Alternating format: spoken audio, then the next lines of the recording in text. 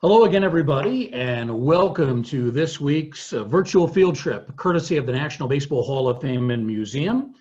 We are in Cooperstown, New York. My name is Bruce Markison, and this week our theme is baseball and geography, baseball coast to coast. We are going to take students and perhaps some adults as well on a virtual field trip within a field trip. We're going to go to some major league ballparks, places in New York, Philadelphia, Houston, among other locations. We're going to learn about the locations of Major League Baseball teams, not only today, but 100 years ago, back in 1920, see what has changed. We're going to discuss the differences in team locations between the two time periods and what has caused those differences and those changes. And as I said, we will take this virtual tour of the big league ballparks while learning about and using the 5 themes of geography. So that is all coming up as part of our program today. But before we do that, we always like to begin with a virtual tour of the museum itself. We're going to take you through some of the exhibits and give you a look at the plaque gallery as well.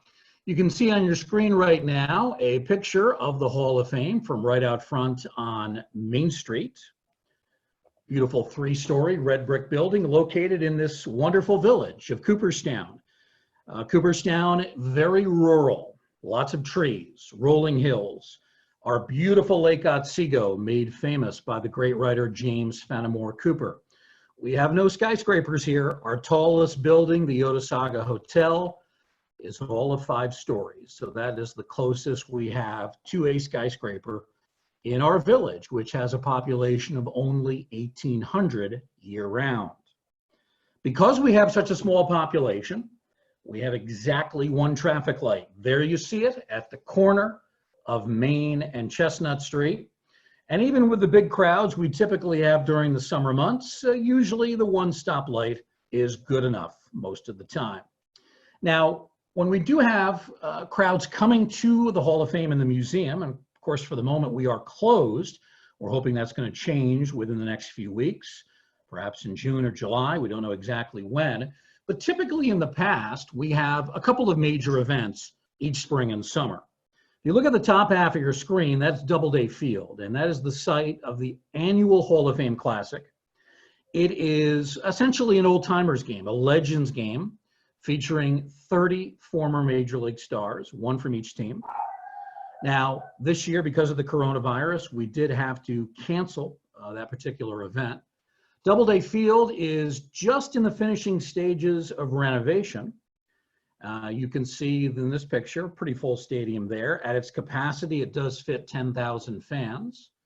So the ballpark is going to be reopening shortly once they've done all the finishing touches to the renovation.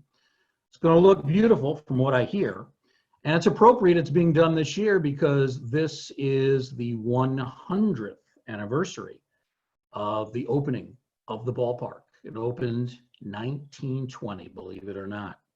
The bottom half of your screen is a picture from the Clark Sports Center for our annual induction ceremony, which we did have to cancel because of the health situation. It's a major event, takes place usually the last weekend in July. Draws tens of thousands of fans. Won't be having it this year, but we will have it next year. We're going to combine induction ceremonies for this year's class of Hall of Famers, and whoever emerges from next year's class will celebrate them all at once with a 2-for-1 Hall of Fame induction, if you will. Here's the biggest crowd we ever had at the Hall of Fame. This was in 2007 when 2 really popular players, Cal Ripken and Tony Gwynn, were inducted. We estimate the crowd that you see in this photograph, roughly 80,000 fans. I was not working at the Hall of Fame at the time, but I was working in the village. It was crazy. What an unbelievable weekend that was. Let's go inside the museum. Here's the rotunda of our plaque gallery. The plaque gallery houses currently 329 plaques. That does not count the 4 plaques coming in for this year's class of Hall of Famers. Derek Jeter, Larry Walker, Marvin Miller, and Ted Simmons. Those plaques will be unveiled next year. So currently 329 plaques, and basically they represent the Hall of Famers, the best players, managers, umpires, and owners in the history of baseball. Here are three of our Hall of Famer plaques.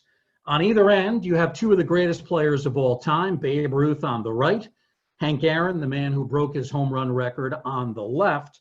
In the middle, a Hall of Famer, maybe not as well known to some of our younger viewers, but still important, Walter O'Malley, owner of the Dodgers, the man that moved the franchise from Brooklyn to Los Angeles.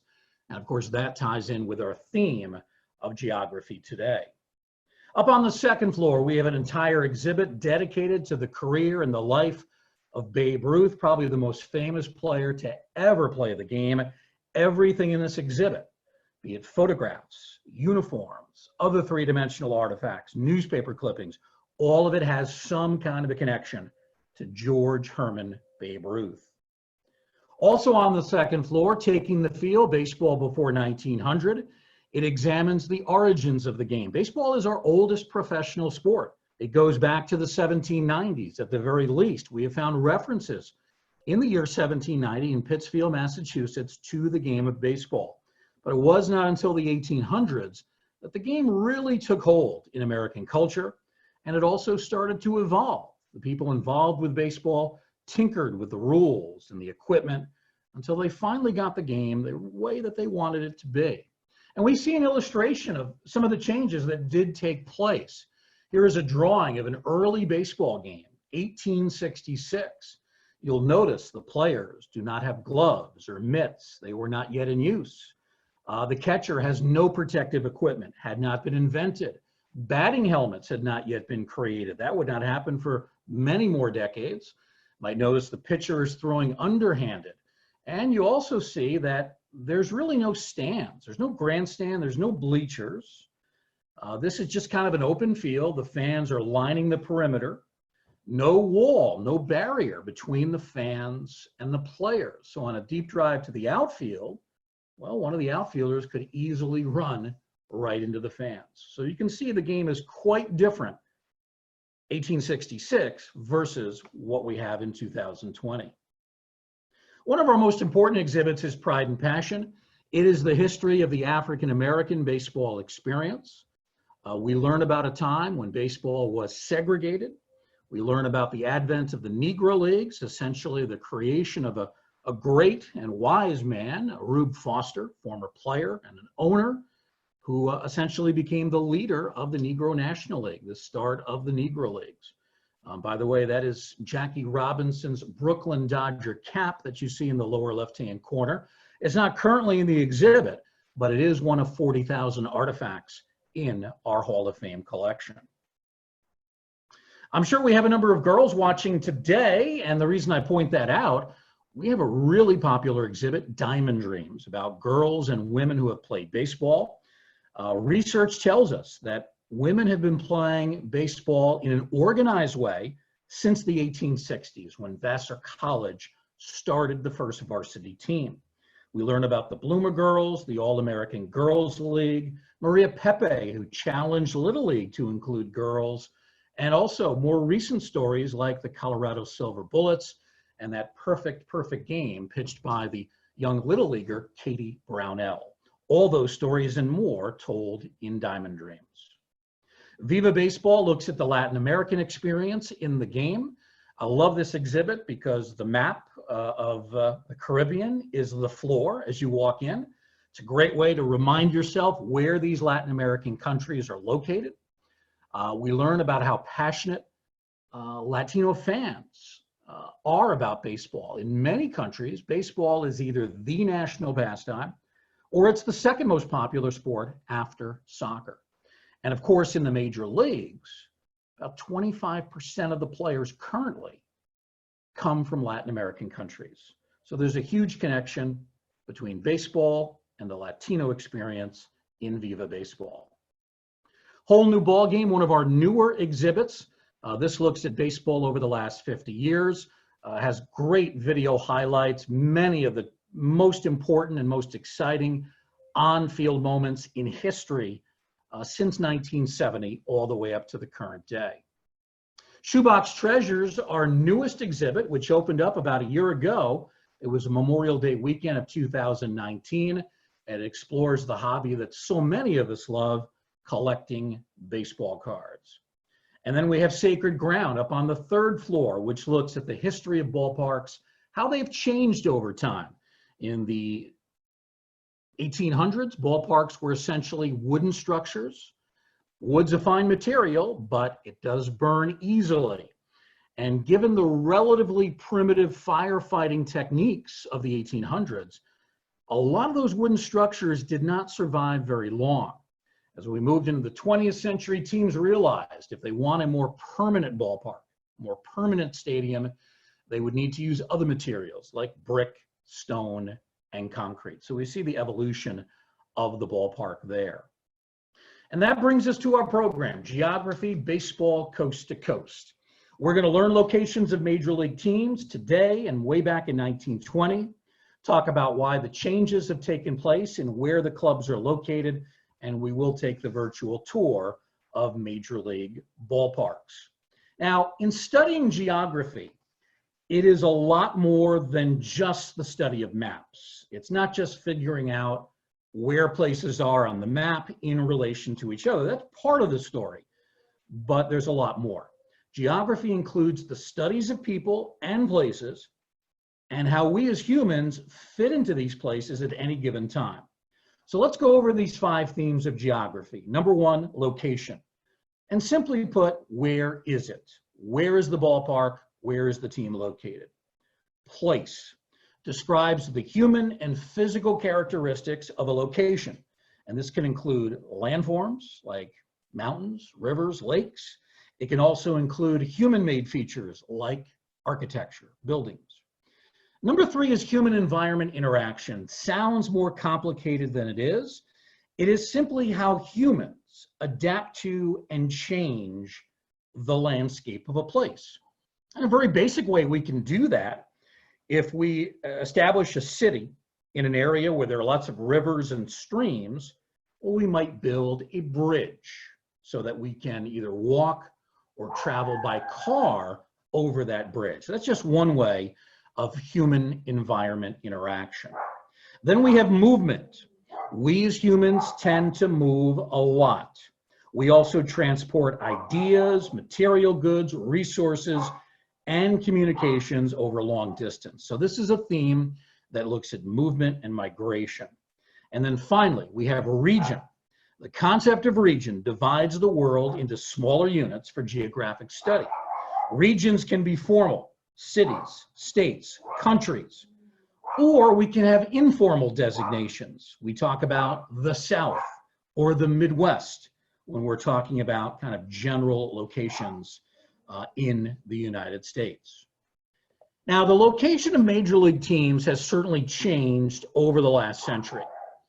Where were teams located in 1920? Well, here is kind of a crude map. Doesn't give you the names of the individual states, but where the balls and the cross bats are, that shows you the cities where teams were located back in 1920. Back then, you had only 16 teams. Today, we have 30. So only 16 teams. You'll notice that all the teams were essentially located in the Northeast and in the Midwest part of the United States. What cities were represented? Boston, Massachusetts, which had a couple of teams. New York City had 3 teams. Philadelphia had a couple of teams. Pittsburgh had a team. Washington, D.C., Detroit, Michigan, Cleveland, Ohio, also Cincinnati, Ohio, then Chicago with 2 teams, and St. Louis had 2 teams as well. So fewer teams in general, 16 back then compared to 30 today, and many more teams grouped into the large cities. So again, 2 teams in Boston, 3 teams in New York, 2 teams in Philadelphia. We don't see a lot of that today. We still have 2 teams in New York, but only 1 team in Boston, 1 team in Philadelphia, 1 team in St. Louis. So some changes right there. Now, why is it that all of these teams 100 years ago were all located in the Northeast, the Midwest? They're basically in that one quadrant of the United States. There's nothing in the South in terms of teams. There's nothing in the Central Plains, nothing in the far west, nothing on the Pacific coast. Why is that the case? Well, a lot of it has to do with something we call population density. Here we have a population density map for 1920. And where you see the kind of gold or yellowish circles, the larger that circle is, the indication that there is more population density. Now, in some parts of the country, you don't see any of the yellow or gold. That doesn't mean that nobody's living there. It just means that there's relatively few people. In terms of the concentrated areas where we see the gold circles, most of them are right on the Atlantic coast in the Northeast. There's a few that are in that Midwest area, Ohio, Illinois, states like that. Then we see a few out on the West Coast in California. We see a few in Texas as well, a little bit in the South. Most of the concentration, though, is in the Northeast and the Midwestern part of the country. Now, if you want to have a baseball team, whether it's today or in 1920, you need to have a relatively large population base. You know, today you're trying to draw around 20,000 plus a game. Some teams draw 30,000 plus a game. Some teams are close to 40,000. The only way you can draw those kind of attendance figures is if you have a large population density relatively close to your city location and to your ballpark. So that's why so many of the teams, well, all the teams were in the Northeast and the Midwest 100 years ago. Now you might be wondering, well, what about those California locations? You see those gold circles on the California coast. Why didn't they have major league teams? And that's a great question. And we can answer that by looking at the challenges of distance and travel. How did people travel over long distances in 1920? Well, plane travel, not really a thing yet. Bus travel, kind of difficult. You really didn't have a highway system at that point. So to travel from one end of the country to another, very difficult. Basically, the way that teams traveled was railroad through the train. So bus is not an option because of no interstate highways. Jet plane travel, a thing of the future. Now, I love train travel. It's very comfortable, can be a lot of fun, but it also takes a long time. So for example, in 1920, if the New York Yankees needed to get to Chicago or St. Louis to play a road game, they might have easily spent 20 or more hours on a train in one direction. Now, baseball is played every day. It's not like football, which is once a week. Baseball is day after day after day. Really not possible to consider playing against teams any farther away than 20 hours. Otherwise, it's just going to take too long. You can't be on the road for 2 or 3 days because you're supposed to be playing games just about every day. So it's important for teams to be able to move from one city to another within a span of no more than a day. So that New York to Chicago or St. Louis connection, that was about the longest trip. All the other trips for most of the other teams, shorter than the 20 hours. So that was feasible. That was workable back in 1920. Let's look at Major League Baseball team locations today.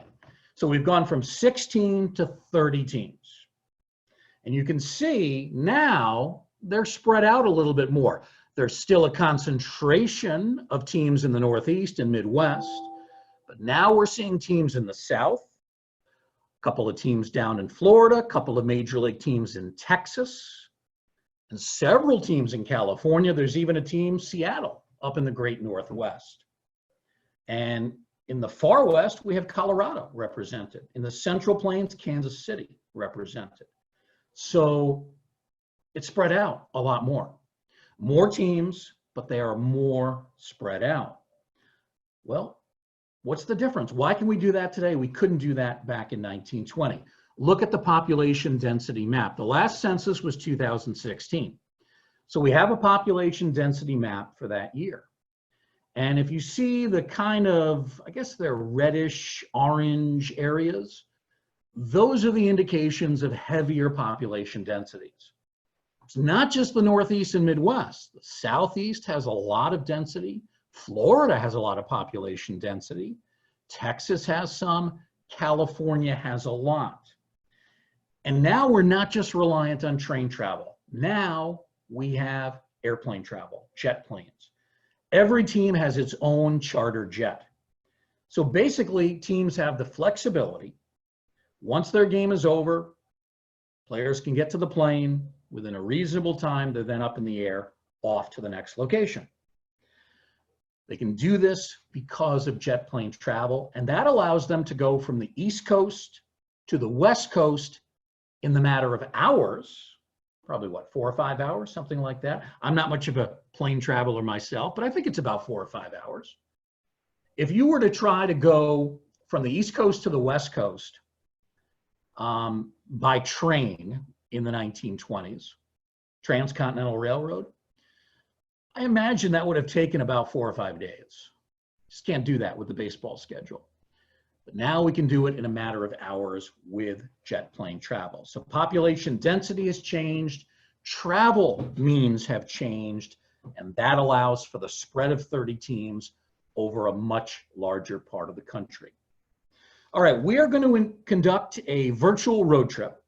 We're going to visit some major league ballparks virtually here, take a look at some images from the ballparks and from the different cities that they are located in.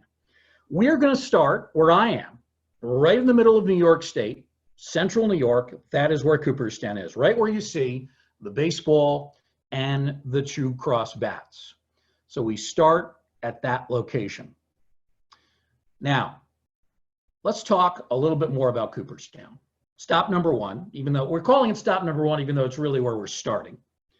Again, you have a picture here, beautiful Lake Otsego, the trees, the grass, lovely, really a nice setting. Obviously, Cooperstown is located toward the center of New York State. We've already established that. So that's location. That's the first theme, location. Cooperstown, the center of New York State. Place. Cooperstown is a rural place, except for the village. Most people do not live very close to one another. The terrain is hilly. There are many nearby lakes. Summers are mild. Winters can be long and snowy, though this past winter, not too bad.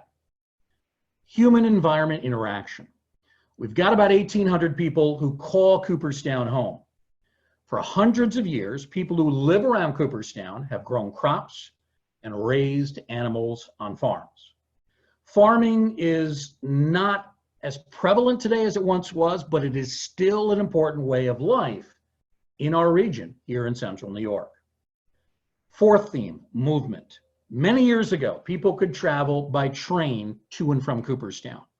We used to have a train station right in the village. We don't have that anymore. Trains don't come in and out.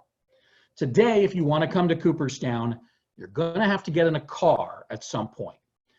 There are no big airports nearby. The nearest major airport, I guess, would be Utica. That's an hour. Albany is about an hour-and-a-half drive. So you can go to those airports, but then you'd have to get into a car or a bus to make it here. 5th and final theme, region. Cooperstown's region, commonly called Central New York, and that's a regional term I've already used several times. Here we have some photographs of Doubleday Field. A black and white photo on the left shows the exterior of the ballpark as you enter from the parking lot, and that's an entrance right behind home plate. There's also an entrance down the third base side and down the first base side as well. As I mentioned earlier, Doubleday Field, built in 1920, can hold about 10,000 fans, hosts a number of games a year, but it has never been home to a major league team. I'll ask you all that question now. Get you to think about that. Cooperstown, we love baseball here. We've got the Hall of Fame. It's a big baseball town. Why have we never had a major league team here? We've never had a full-fledged minor league team either. Why would that be? Well, think about the population. Only 1,800 people live in the village year-round. Now, it increases somewhat during the summer We have some folks who live here only in the summer months. So if we include them, we have about 2,500 people in the village. And then outside of that, you have to go to Oneonta, which is 28 miles away. And that's the nearest city, and that's a smaller city. So there simply is not the population, there is not the population density here in Cooperstown to support a major league team or even a full-fledged minor league team. We just don't have enough people. So that's Cooperstown. Now we get ready to make our second stop. And we're going to give you some clues. Let's see if you can guess exactly where it is that we're going next on our virtual tour. Again, we're going to use those 5 themes of geography. Start with location. This city is located where the Hudson River meets the Atlantic Ocean.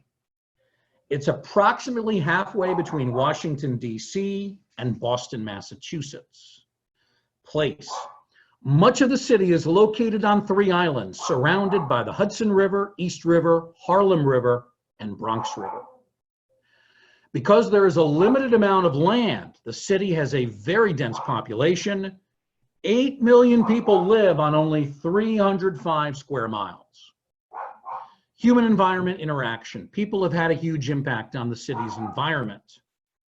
There isn't much green space since the city has so many buildings. Many bridges have been built over the rivers to help move people from island to island. Movement. With 8 million people occupying such a small space, people in this city often walk or they use public transportation like buses, trains, subways. There's not enough room for everybody to drive and park a car. Region. This city is located in the northeastern United States and the southeastern part of New York State. So I'll ask it again. What city are we in now? We're on the East Coast, still in the Northeast. We are in New York City, New York, New York. If I were to get in a car here in Cooperstown and drive about 4.5 hours roughly to the southeast, that would bring me to New York City.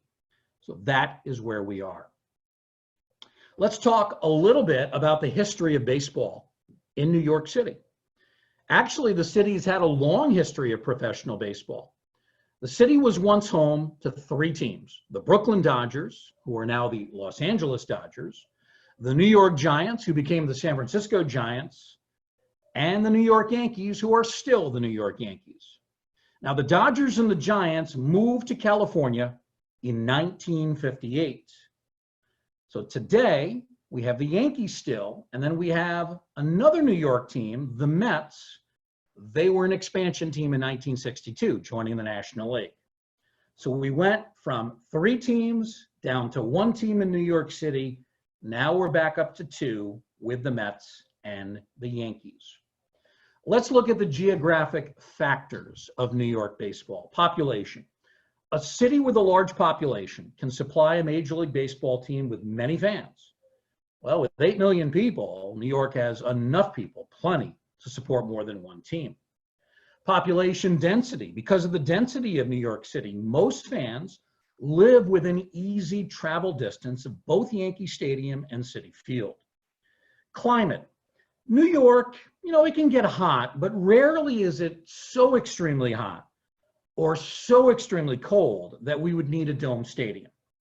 So they're both open air stadiums. People can enjoy outdoor games at Yankee Stadium and Citi Field. Then we have something called cultural geography. And cultural geography is the study of the impact of human culture on the landscape. So if we look at the cultural geography for the Mets and the Yankees, look at the Mets logo. Here we go. The Mets logo, you see at lower right-hand corner. And you'll notice there is a skyline of New York City. So that's a way that the Mets incorporate the cultural geography of New York City into their branding, into their logo. So that's just one example. Also, at Citi Field, they have the home run apple. And that apple moves whenever a player for the Mets hits a home run. Now, the Big Apple, that's a nickname that was given to New York City back in 1920s, and it's still occasionally used today. So it's another example of the Mets using the cultural geography at their ballpark and as part of their identity. Next up, we have location. Before the 1950s, teams traveled mainly by bus and train. New York City was easily accessible via train and bus from other major league cities. New York City has 2 major airports now, so it remains a viable destination for other major league teams today. So that is New York City. Now we get ready for stop number 3. We've got some visual clues, now some verbal clues. Let's go to those 5 themes of geography. Location. The city is located 100 miles southwest of New York City on the banks of the Delaware River. Place. The city is at the meeting point of 2 major rivers. It has easy access to the ocean. It has been an important port city for hundreds of years. Human-environment interaction. People of this city depend on the use of rivers. The Delaware and Schuylkill rivers provide drinking water as well as recreation. Movement. People move around this city by car on major highway systems. There are also buses and trains, which help those people get around who don't have cars. Region. The city is often referred to as a part of the tri-state region, and that includes the states of Pennsylvania, New Jersey, and Delaware. We've also got 2 great visual clues. 2 places I've been to: Independence Hall, the Liberty Bell. What's the city we're in now? It is Philadelphia, Pennsylvania. So Philadelphia, Pennsylvania, located, as you can see, to the south of New York City. Let's talk about Philadelphia's baseball history. Like New York, the city has a long history of professional baseball. Currently, there's just 1 team, the Phillies, but there used to be 2. You had the Phillies, and you also had a team called the Philadelphia Athletics, who existed until the 1950s. They used to share 1 ballpark. Shibe Park, shown here, was the first concrete and steel ballpark in the history of the major leagues. It was built around 1907, 1908, and it existed until 1970. You can see it's built right into the city block, and it was a ballpark where both the Phillies and the A's played. Here's the ballpark they play in now, Citizens Bank Park. Big improvement over Shibe Park. Shibe Park was good for its time, but Citizens Bank Park, more of a state-of-the-art park, beautiful scoreboard. It's also got that lit-up replica of the Liberty Bell. We'll talk about that in a moment. What about the geographic factors of Philadelphia baseball? Well, I'll start with population. Philadelphia is the largest city in the state of Pennsylvania, and it's one of the top 10 most populous cities in the country. So it makes sense to have a baseball team there.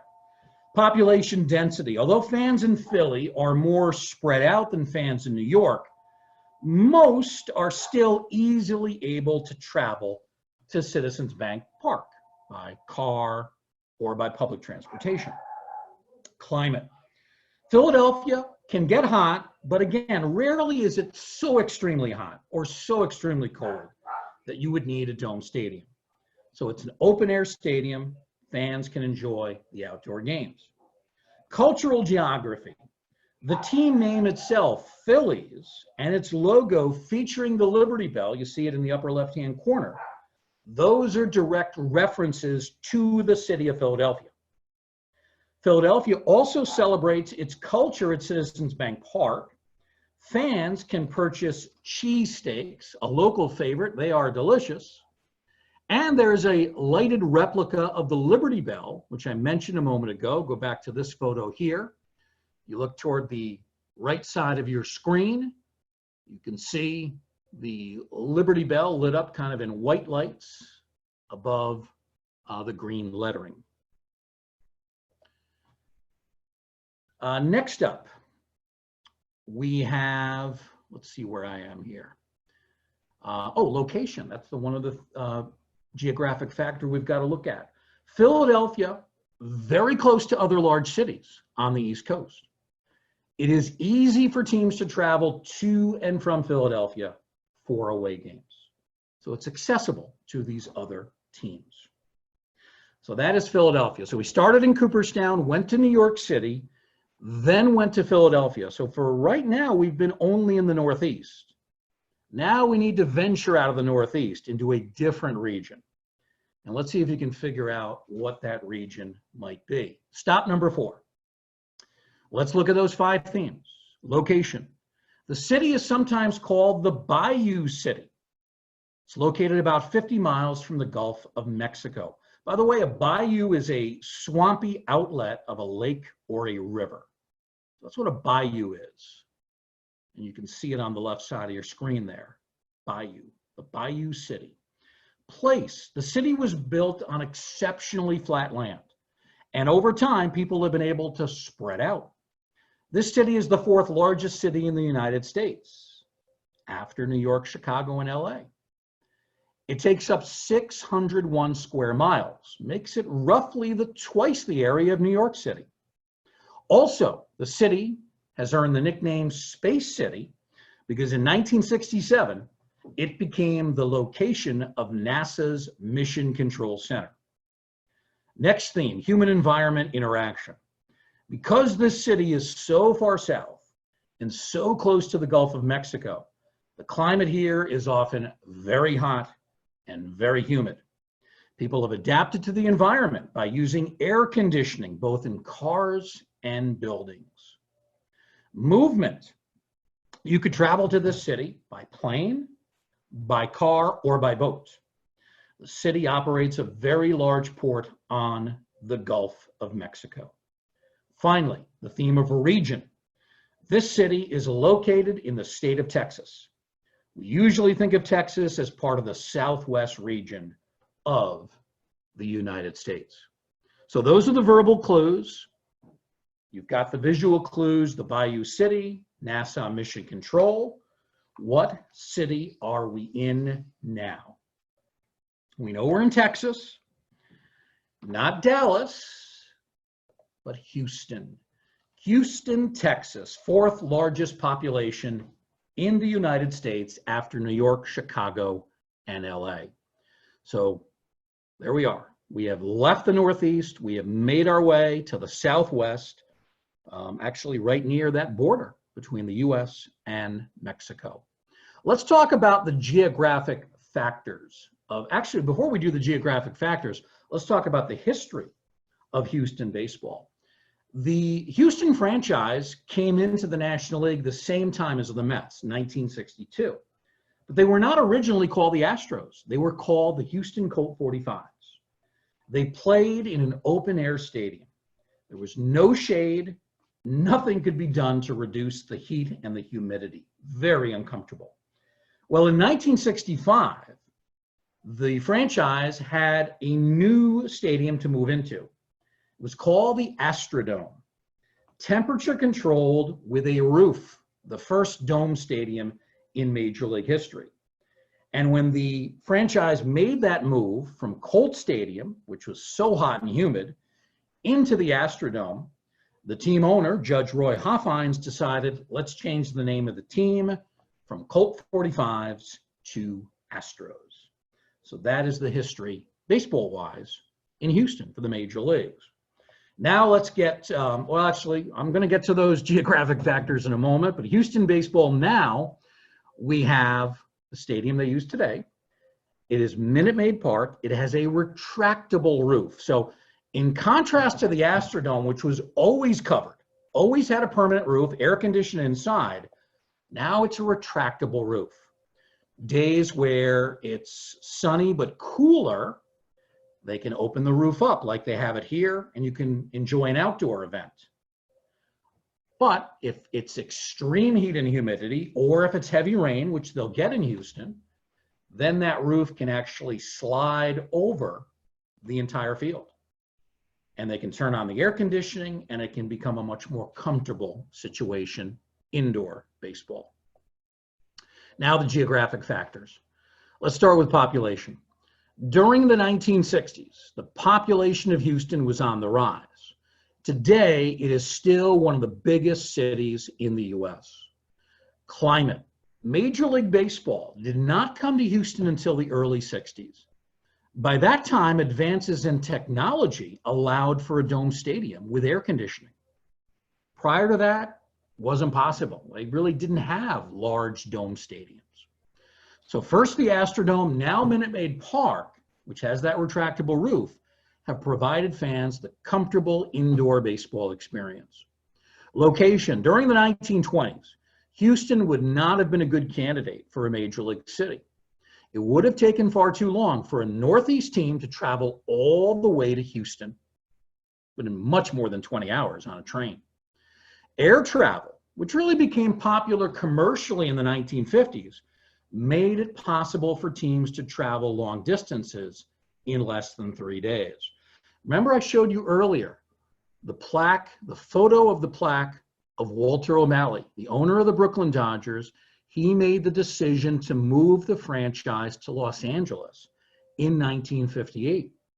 One of the reasons that he made that decision was because plane travel now made it much more convenient for teams to go from one end of the country to another. So now it was feasible for the new Los Angeles Dodgers to play teams from the East Coast. It also helped that at the same time, the New York Giants, they decided to follow the Dodgers to the West Coast and become the San Francisco Giants.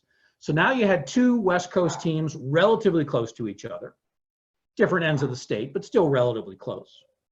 But either of those teams, San Francisco or Los Angeles, they could use jet plane travel to go from the West Coast to the East Coast within the matter of a few hours, as opposed to the matter of a few days. So that's one of the factors why Brooklyn and the New York Giants moved out west. They also felt that by moving to western locations with large populations, that there wouldn't be as much competition. You know, in New York City, the Brooklyn Dodgers and the New York Giants were competing with the almighty New York Yankees, who were always good, always drew a lot of fans. So they felt, let's go out to fresh cities that don't have teams around them, that are real close by. This way they can sort of establish their own market. Plus they also had, you know, the promises of newer ballparks that they could use. Both the Giants and the Dodgers, when they played in New York City, played in much older ballparks. The move to the West Coast gave them a chance to play in newer stadiums. All right, let's get back to the geographic factors of Houston baseball. We have one more, cultural geography. The team name Astros comes from Houston's space history. Astros is short for astronauts. So that's where that comes from. They thought astronauts was too long, so they shortened it to Astros. Also, the team celebrates its cultural geography through food at the ballpark. So if you go to Minute Maid Field, you can purchase a variety of Mexican and Tex-Mex foods there, very popular down near that border. Now, we've got one more city that we're going to do on our virtual tour. Started in Cooperstown, went to New York City, then Philadelphia, then to Houston in the Southwest. Now we're going to make another major move to another region of the country. All right, and actually, I'm going to skip over this. We're still working on developing this one. So I'm going to skip over stop number 5, and we're going to go to stop number 6. I'm going to cheat a little bit here. This will be the final stop on our tour. And let's see if you can figure out what the name of this city is. Let's again go back to the 5 themes of geography. Location. This major seaport city is located on the eastern side of Puget Sound, near the Pacific Ocean. It is a little over 100 miles south of the Canadian border. Place. The city is not far from the Cascade Range. On sunny days, you can see mountains in the distance. The city is well known for its contributions to technology and music, including grunge music, which became really popular back in the 1990s. The Space Needle, which you see on the left side of the screen, is the city's most recognizable building. Next up, human-environment interaction. People have had to adapt buildings to stand up to earthquake stress. city is also known for lots of rain. It is either cloudy or partly cloudy 300 days of the year. Movement. Due to its location on Puget Sound, people there use ferry boats as a way to easily move across the water. People in the city often walk or use public transportation, like buses, trains, subways, to get around. Also, this is considered a very green city, so they're very environmentally conscious. And then finally, the theme of region. The city is located in the state of Washington in the northwestern United States. Well, I think you may know the answer of what city we are in now. It is Seattle, Washington. So this is our fifth and final stop on our virtual tour. We're now in the Great Northwest. So we took a long trip to get here. We went from southwestern Texas all the way up to the Great Northwest, the state of Washington, not too far from the Canadian border. Let's talk about Seattle baseball. Seattle first had a Major League Baseball team back in 1969 when the Seattle Pilots came into existence. Unfortunately, the Pilots played in a rundown ballpark. It was called Six Stadium. Let's bring up that picture again. There we go. Six Stadium. It was really more of a minor league facility. They had trouble drawing fans there. After only one season, the franchise was sold and the new owners moved the Pilots to Milwaukee. So the Seattle Pilots existed for a grand total of one season. That was it. Now, you might have thought Seattle's kind of out of luck. You know, they were promised an expansion team in 1969. They lose the team after 1 year. Well, in 1977, Seattle did receive a second chance when the American League gave them another expansion team, this one known as the Mariners.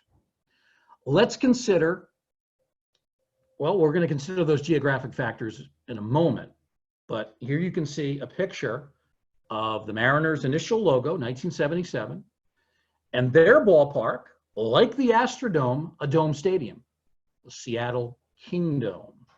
And that is where they played for many years before they moved into their current stadium. More on that in a moment. Seattle's logo today, you can see one of their players, Dan Vogelbach, first baseman. And the ballpark that we see here, Safeco Field, which is an interesting park. It is not just an open air stadium, but it's not completely a dome. It's actually got kind of what we call an umbrella roof. The roof, when it comes over the field, does not completely enclose the park. Very unusual feature, and that makes it different from some of these other retractable roof stadiums that we've talked about. Geographic factors of Seattle baseball. Population. Seattle is the largest city in the northwestern U.S. The metropolitan area of Seattle has about 3.5 million people. That's plenty of baseball fans to draw from. Climate. The ballpark, and actually I should say it's not Safeco Field anymore. It has been renamed T-Mobile Park. This was done about a year ago. So they originally called it Safeco Field. The corporate sponsor is now T-Mobile, so it's T-Mobile Park. It has a retractable roof that again acts as an umbrella for the stands in the field, but does not completely enclose the stadium. Seattle's relatively mild climate means the park rarely needs to be heated or cooled, but the frequent rain in Seattle does require the roof a lot of times. So it really makes a lot of sense. Location. Like Houston, Seattle could not have hosted a major league team until air travel became a common form of transportation. That really happened in the 1950s. 1969, Seattle had its first crack at a team, the Pilots. That didn't work out. Then the Mariners came into being in 1977. Now, cultural geography. Seattle is located right on Puget Sound, water, big part of the city. And it's also a big part of the team's identity. The team name Mariners actually is a word for sailors. They could just as easily have called the team the Seattle Sailors, but they went with Mariners instead. And the food items sold at T-Mobile Park include seafood items like fish and chips and sushi, very popular in the Northwest. So that completes our virtual tour of some of the Major League ballparks. Now, we can't go to all of them. There are 30 total. That would take a few hours. But we did go to the two ballparks in New York, Citi Field and Yankee Stadium. We went to Citizens Bank Park in Philadelphia, Minute Maid Park in Houston, and T-Mobile Park, as it's now known, in Seattle. All right, what I want to do now, we have a few minutes remaining on our program, so I want to give you folks out there a chance to answer some or ask some questions of me. I see many of you came up with answers, correct answers about the various locations that we went to.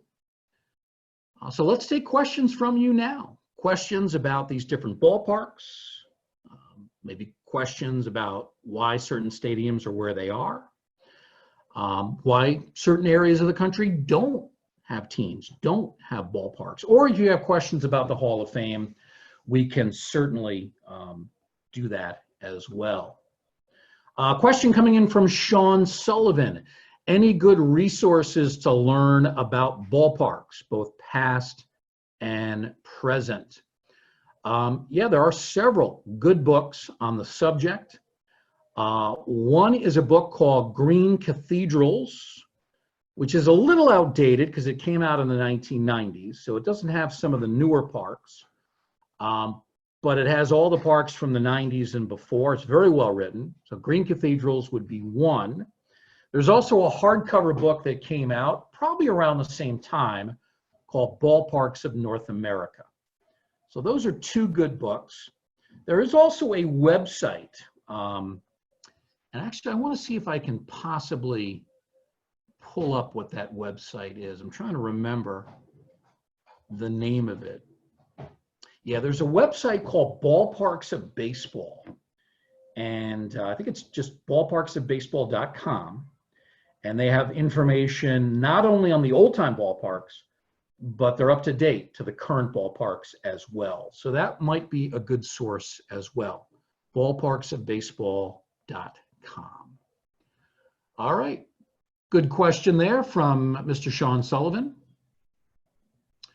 Mike Swartz wants to know, what led to the expansion into Canada, Major League Baseball and minor leagues? That is a great question. The first Canadian team was actually the Montreal Expos, which do not exist anymore. They moved to Washington and became the Nationals. Montreal is a city with a good population base. They have a good history of baseball there. You know, they used to have a minor league team, the Montreal Royals. Jackie Robinson played there for a season before he moved up to Brooklyn. The problem that Montreal had was really more than anything the ballpark. Initially, they played in Jarry Park, or if we say it in the French way, Parc Jarry. Jarry Park was a nice park, but it was very small. It only seated about 20, 25,000 fans. And it really wasn't big enough for a major league team. 1976, Montreal got the Olympic Games, and they had an Olympic stadium with a retractable roof. They thought that that was going to be a really good ballpark for the Expos, but the retractable roof didn't work properly. There was a real problem also. The way the roof was, when it was open, there was extreme light and extreme shadows. So on fly balls and pop-ups, it could be very difficult to follow the ball. When the stadium was completely closed, it was kind of cavernous and dark and didn't have really a lot of charm to it. I think that was a big problem. And I think it was one of the factors why the Expos lost their franchise. But, you know, baseball has been followed there for a number of years. It has a long tradition in the minor leagues. I think it very possibly could support a major league team in the future. You know, Toronto, very similar. Strong population base, a city that had some interest in baseball going in, longtime minor league city. That's one of the things you'll notice with a lot of these expansion teams that come in. There were expansion teams in the 60s and 70s and more recently in the 1990s. A lot of these expansion cities, they used to have minor league teams, or they had minor league teams up until that time. And they did so well as minor league franchises that I think Major League Baseball was willing to take a chance on them hosting a major league team. So Toronto had a long-time minor league franchise for many different major league clubs. So that was probably another factor. They initially played an exhibition stadium, which was more of a football field, but then I think it was back in the late 80s, they moved into Sky Dome, now called the Rogers Center. That's another retractable roof ballpark, and it's a very nice ballpark. So that's worked out very well. And they have a good ballpark there, and I think it's one of the reasons why that franchise has been successful. Why does Indianapolis not have a team? They have a minor league team, the Indianapolis Indians, but they don't have a major league team. My guess is going to be the population.